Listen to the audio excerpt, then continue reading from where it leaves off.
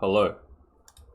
It's that time again where Rings of Power has just finished Season 2.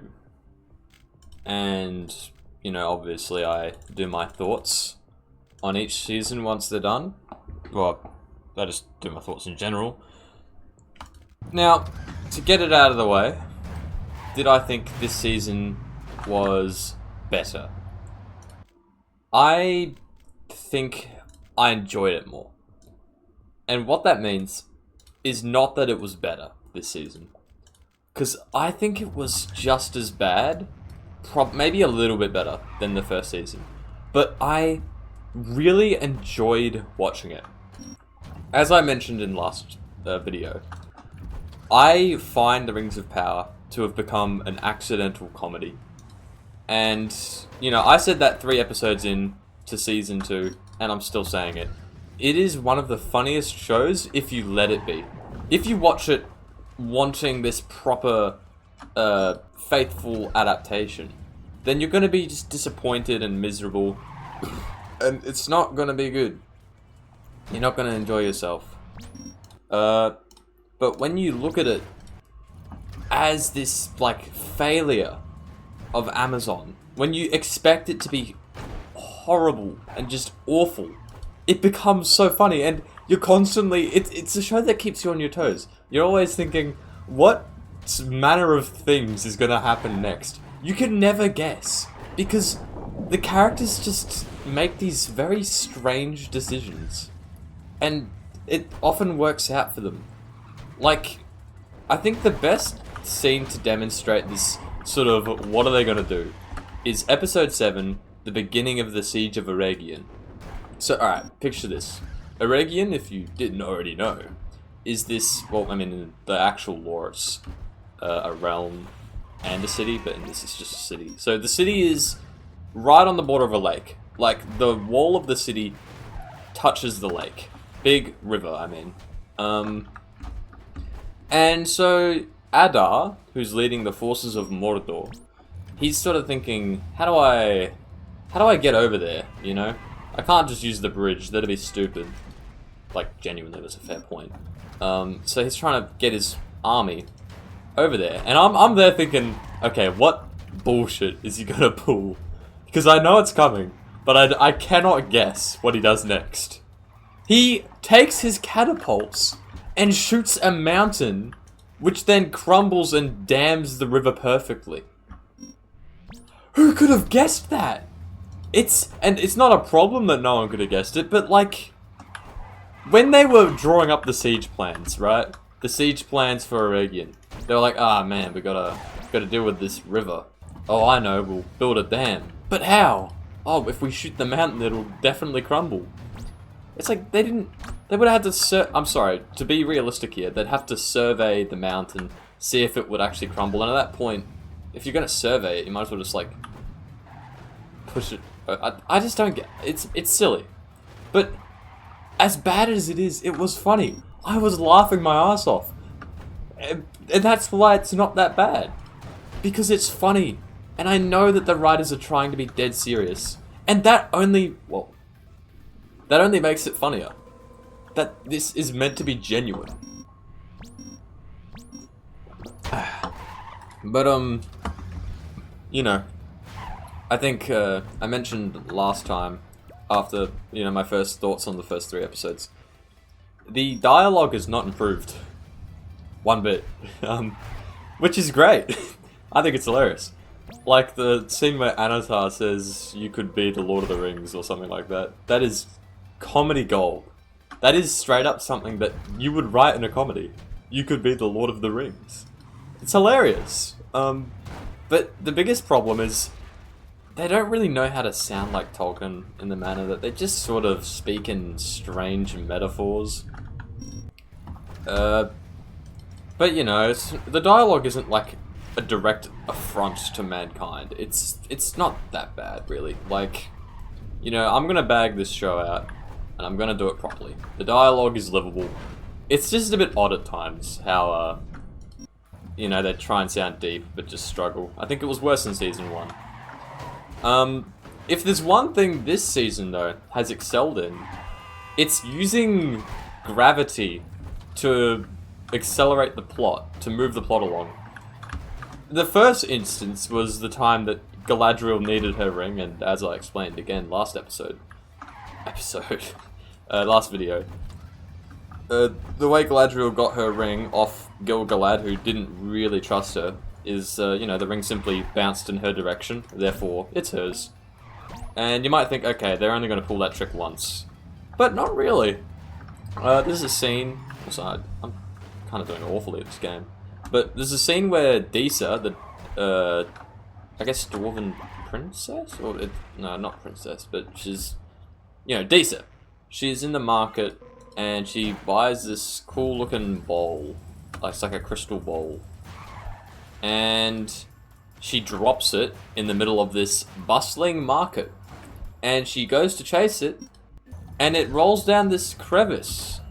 And of course, in the crevice, there's just like this massive unexplored cave, like right next to the bustling marketplace. And then she like sings to see the mountain. I'll explain that later. And then she hears the Balrog, and that's how the dwarves find out about the Balrog. Disa just sort of,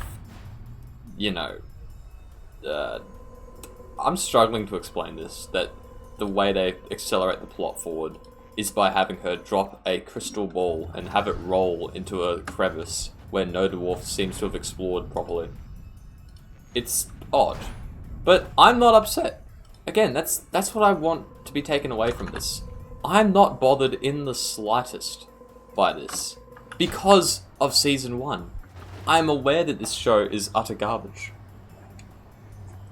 And so I can't be disappointed. But yeah, the Balrog so far has been one of the most disappointing aspects of the show.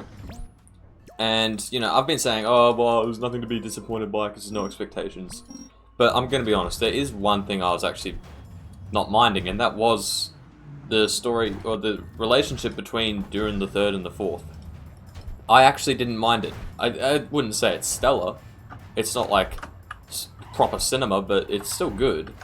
And of course you can argue, well, there probably shouldn't have been two Durins alive at the same time, but who cares, right?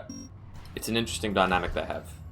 And the ring that they introduced in this season really made things more interesting, Because it was this powerful thing that was actually helping Durin the Third, but it was also corrupting him.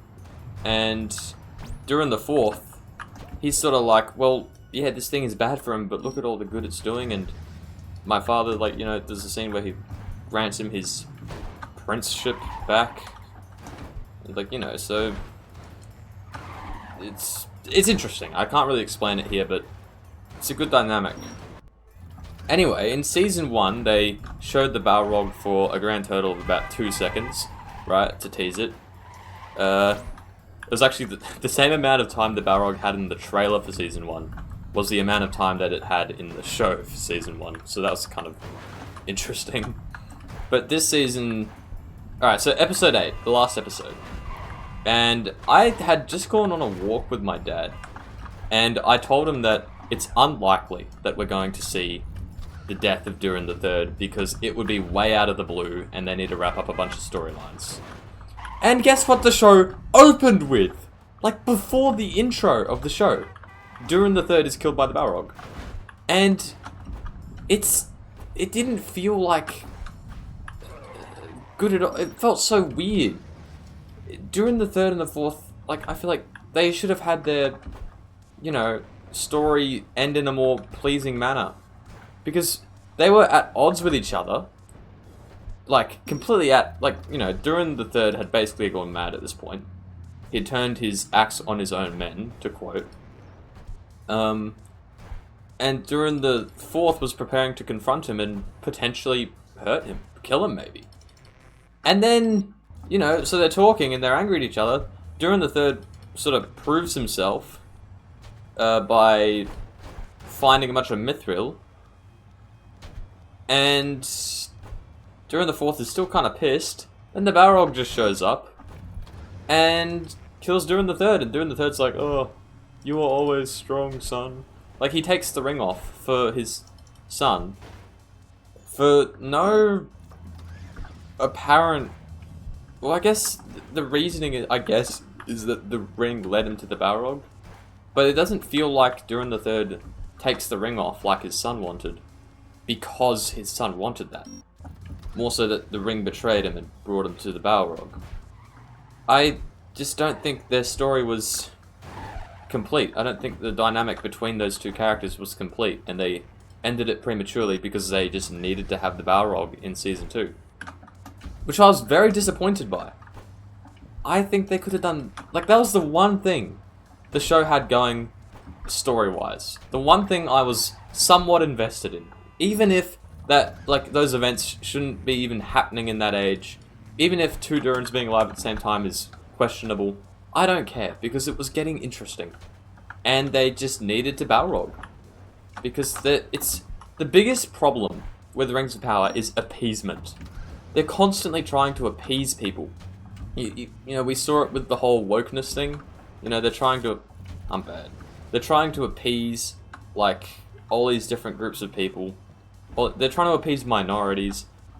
And, I mean, I'm going to be real, I don't think this is what the minorities wanted. But, I should say Western minorities. The point is, yeah, they were trying to appease that. And then, like, this season, they've been trying to appease the fans by bringing in Anatar and Tom Bombadil, which is a whole other can of worms that I intend to get into.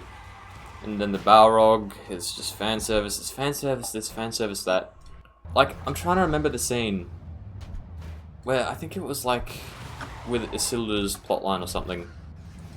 And they just... Oh no, I think it was with... oh crap. Celebrimbor. And he just like name dropped 3 men from the Silmarillion really weirdly. Look, if you've watched the show, you know what I mean. It was so random, and it's just like, okay, we get it. You're trying to appease, like, Tolkien fans. Which is interesting, seeing as Season 1 took a completely different approach. But, yeah, appeasement. Appeasement sort of prevented the writers from doing anything actually passionate, because they're not trying to make something they want to make. They're making something to appease. And when you make something for other people only, you're not putting any of yourself into this. You're not considering what you want. And so, are you really going to care that much? Or not, you might care, but in the wrong manner. You know?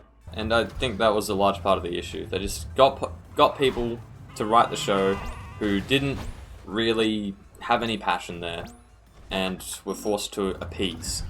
Like, if you want to doubt the appeasement thing, just read Amazon's diversity quotas. It's honestly some 1984 shit. They're very big on appeasement. But, yeah, let's talk about Tom Bombadil. And one of the strangest decisions that this show has had. Hobbits in general. I was really excited going into this season to see Rhûn. Because Rhûn is this place that, you know, you don't really see much of, or hear much of in the lore, you know? It's just sort of this vaguely detailed place where, you know, people from the east come from. We all know it's a desert, we know the Blue Wizards are there, and so it was interesting that this show was going to go to Rhûn. I was ready for it. I was interested. I was kind of excited to see the stranger from Season 1 potentially become a Blue Wizard. I think that would have been amazing. Complete subversion of expectation. Though I had my doubts. You know, everyone knew it was going to be Gandalf, and sure enough, he did become Gandalf at the end. Or did get that name, rather. But, you know, Rhûn was a disappointment. Because it was just sort of... I mean, I get that it probably would have been uninspiring in the lore, but we didn't really see the Easterlings. We saw, like, some people that seemed to be similar. There was the Dark Wizard, who is absolutely just Saruman. Unless he turns out to be one of the Blue Wizards, which I doubt because it's just one of them. It was just... oh crap. It was just a big load of nothing. And considering that the main plot was like going on in Eregion, I really did not care about Rune. It was just this random place thrown in. It just... I mean, that's how it felt in Season 1. The Hobbits were always this random thing thrown in that is completely disconnected from the rest of the story. There's no reason to have them there. Not a single character has interacted with them that is from a different storyline. It makes no sense. Every other storyline occasionally, like, dips into each other. Not the Hobbits. And this is Appeasement. Like, because this is tragic interview where they say it wouldn't be Tolkien without Hobbits. And I don't even think I'm paraphrasing that much. Like, that is the most stupid comment heard by basically any Tolkien fan. It wouldn't be Tolkien without Hobbits. I get it. His two most successful books happened to be largely about Hobbits. But that doesn't... Tolkien's Legendarium barely cares about Hobbits. They're just sort of there. Like, a second age show. Why are Hobbits here? It's random. I mean, I don't mind the idea of looking at the origin of Hobbits since so little is known about them. But it just comes off as very forced and random and unconnected. If you want to talk about what Tolkien's like, his lore is some of the most connected stuff out there. Everything is connected. Every event is connected to the rest of the events. It's like if you were to research the 20th century, right? You'd start with like, I don't know, how do you start 20th century? I guess the Boer War, World War One, and if you follow like, you know, the Middle Eastern conflicts we see today are connected to the First World War. Everything's connected in actual history. This might sound random, and it probably is, but the point is that Tolkien wrote his Legendarium, his world, in a very historical manner. Everything is connected. Events lead into new events. You know, nothing's isolated. And then you look at Rings of Power, and it's very, you know, it's got this massive isolated storyline that does not affect anything else. I mean, maybe it's meant to in Season 3, but, I mean, we're not going to get a Season 3. There's no way. This season did not perform well. So, you know, rip to any ideas they had there. But, the point is, the Hobbit, Halffoot, Stranger story is completely useless, which makes Rune completely useless, which finally makes Tom Bombadil completely useless.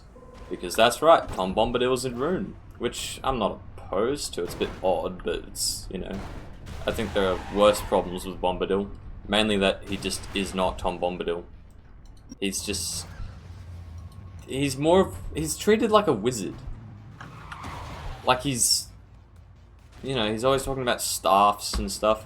He does not feel at all like Tom Bombadil from the book. So, I mean, it was obviously just Appeasement. Because they could have just written in, like, a different character. They could have had, like...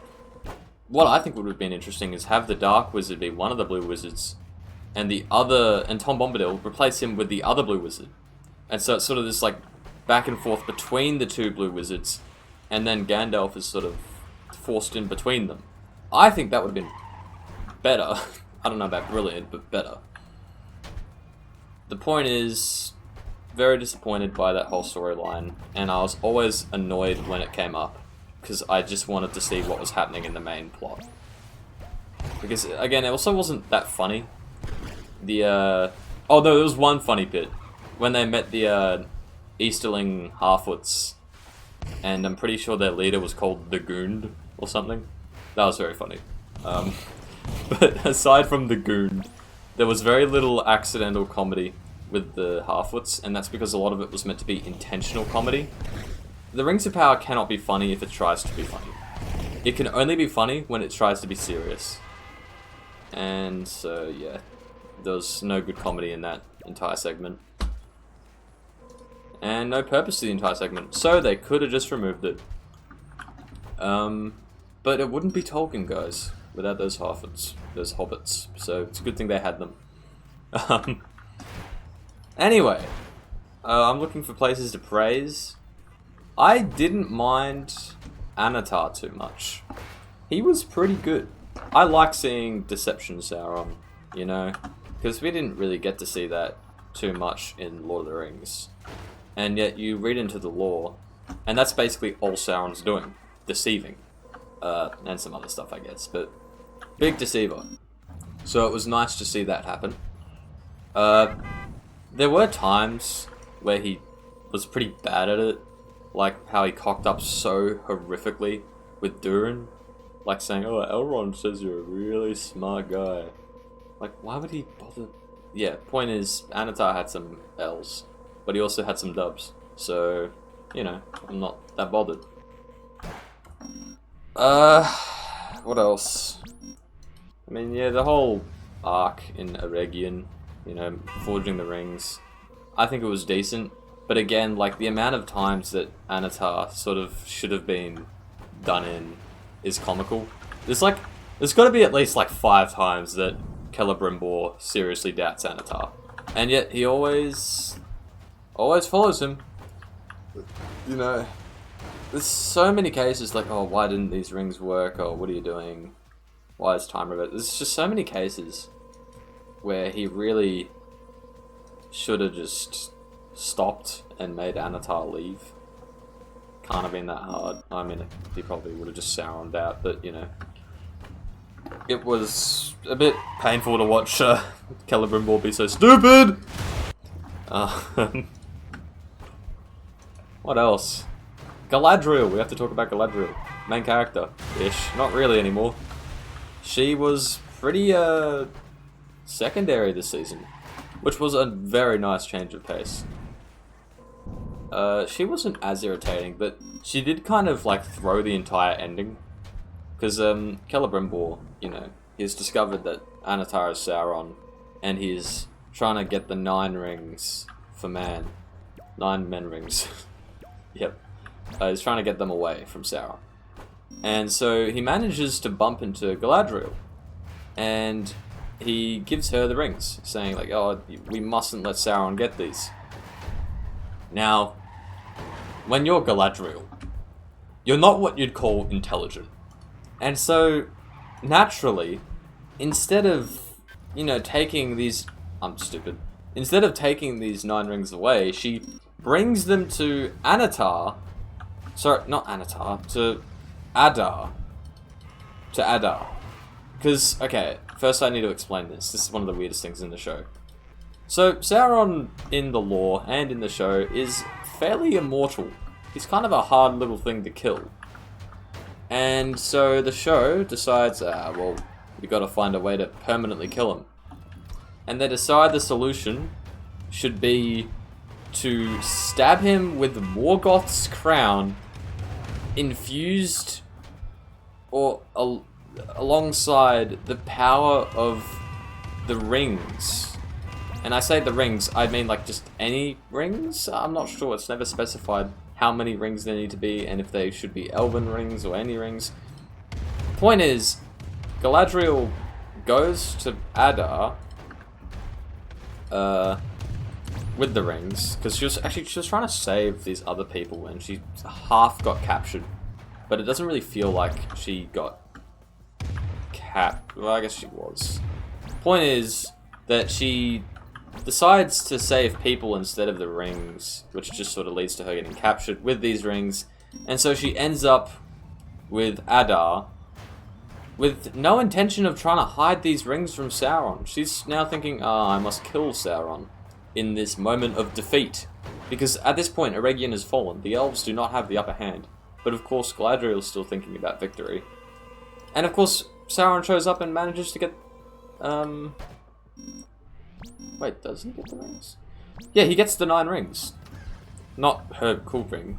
Whatever its name is. It's Elvish. I'm not very good at Elvish. Or Sindarin, rather. I think it is Sindarin now. But Galadriel just sort of ends up allowing Sauron to have the 9 rings because she didn't, like... She got captured. Like, she was so focused on trying to save these other elves that she didn't really focus on the mission that Celebrimbor gave her. You know? And that feels very strange. Because, you know, like... She sort of speaks very highly of Celebrimbor. And then she sort of doesn't really do his mission to her fullest. I think it's not a major issue because, again, you know, she's trying to save other elves while escaping herself. But it just didn't feel... very smart. And I gotta talk about this. Look, that was a bit of a minor nitpick that I sort of realized wasn't that bad as I talked about it, but this is a bad one. At the ending, you know, Sauron's trying to get the Galadriel's ring, her Elvish ring, and she doesn't want him to have it, so she jumps off a cliff, and it's about, I'd say, over 100 meters tall. It's a very tall cliff. And of course, she survives. She survives this massive fall. And all the characters are worried about isn't her probably shattered ribs and shattered organs, shattered everything. She should be a puddle. They're worried about the Morgoth crown wound she got because there's darkness in it. And it's just like... shouldn't she be a puddle? And what the show did, which I think was meant to convince me that she shouldn't have died, was have her fall through some trees at the last minute. I don't understand this Hollywood R logic that if you, like, fall into a tree, you'll be fine. No! Branches hurt! It's like that one scene from Pirates where Jack Sparrow falls through a bunch of bridges, wooden bridges, and he's okay. And the reason I'm not overly bothered by that is because it's it's largely a comedy, it's an action comedy. Rings of Power is not an action comedy, it's just like an action drama or something. So it just sort of was weird seeing her be okay from that massive, massive fall. And it just takes you out of the moment. But I'm making specific comments here. I should make some broader comments about the show. The music, as always, was good. I am in love with the theme for Khazad-dûm. Because, you know, this is...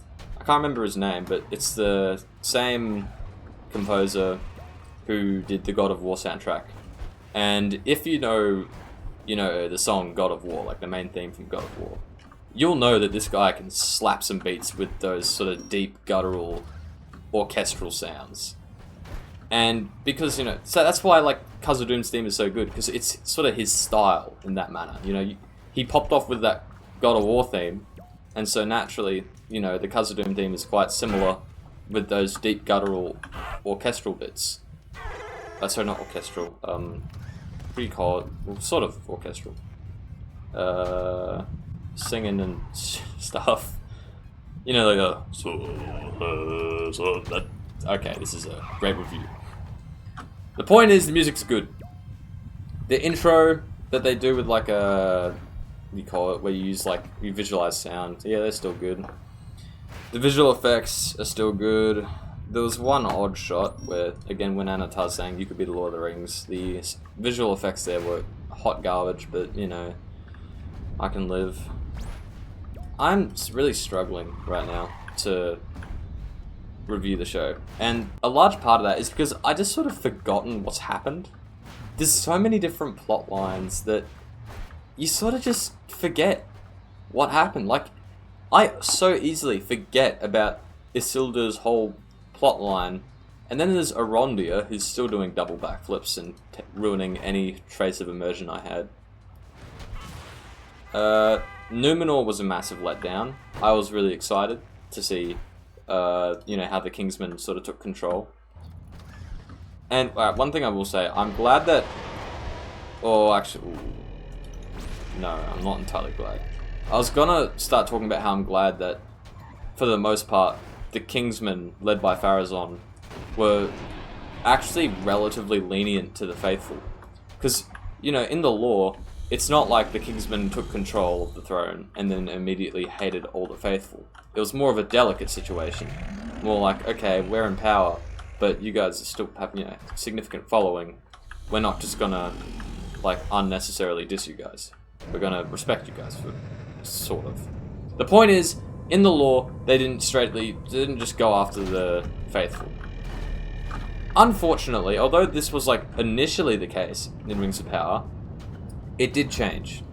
Because there's a scene where Tar Miriel is put on trial, and they decide to let her be judged by the Valar, even if it is by a giant sea monster that supposedly represents the Valar.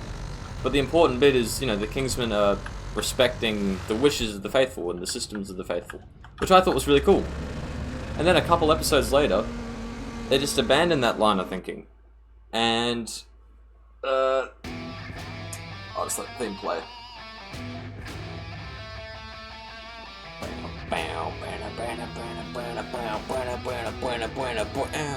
But yeah, a couple episodes later, they just arrest all the faithful, which is like, okay, I thought we were having an interesting political dynamic, not a I'm going to arrest all my competitors dynamic. So that was disappointing.